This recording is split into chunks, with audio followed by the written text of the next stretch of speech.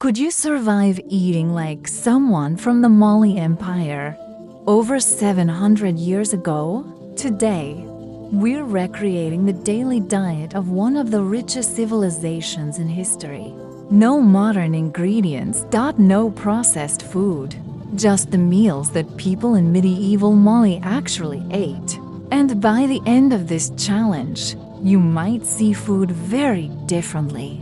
In the 13th century, the Mali Empire was one of the most powerful empires on earth. It controlled major trade routes across West Africa and became incredibly wealthy from gold and salt trade. It was also home to the legendary ruler Mansa Musa, often considered the richest person in history. But today, we're not talking about gold. We're talking about something much more basic: food. What did ordinary people actually eat in this powerful empire?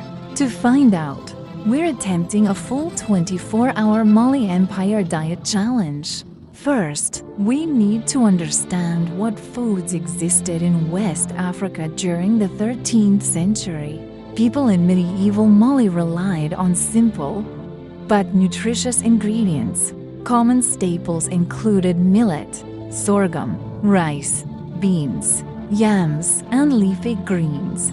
Fish from the Niger River was also an important source of protein. But something important is missing from this diet. No tomatoes, no potatoes, no corn.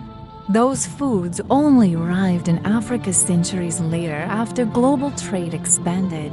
So, if we want to eat like someone from the Mali Empire, we have to stick strictly to the ingredients available at the time.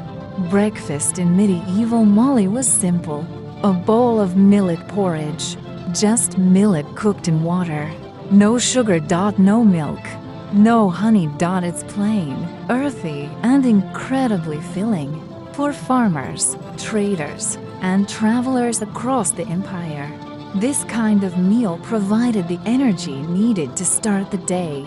It may not sound exciting today, but for centuries, this was the daily reality. Lunch was usually more substantial. One common meal was a simple stew made with beans and leafy greens. Ingredients like onions, garlic, and chili peppers added flavor, even though spices were limited compared to modern cooking. This kind of meal provided important nutrients and protein. After long hours of farming, trading, or traveling across West Africa, a hearty bowl of beans and greens could be both satisfying and energizing. Dinner often included preserved fish. Fish from the Niger River was commonly dried to help it last longer, especially for traders traveling long distances. This dried fish would be served alongside millet cakes or grains. The flavor was strong, salty, and intense. But together, the combination of fish and grains created a balanced meal providing both protein and carbohydrates. After spending a day eating like someone from the Mali Empire, one thing becomes clear: the food may be simple, but it's incredibly practical. These meals were designed for energy, survival, and nourishment. No processed ingredients, no artificial flavors. Just natural foods that sustained millions of people for generations. Even the powerful empire of Mansa Musa was built on these humble meals. But now, the real question is this: could you survive eating like this for a week? Or would the dried fish be too much? Let me know in the comments.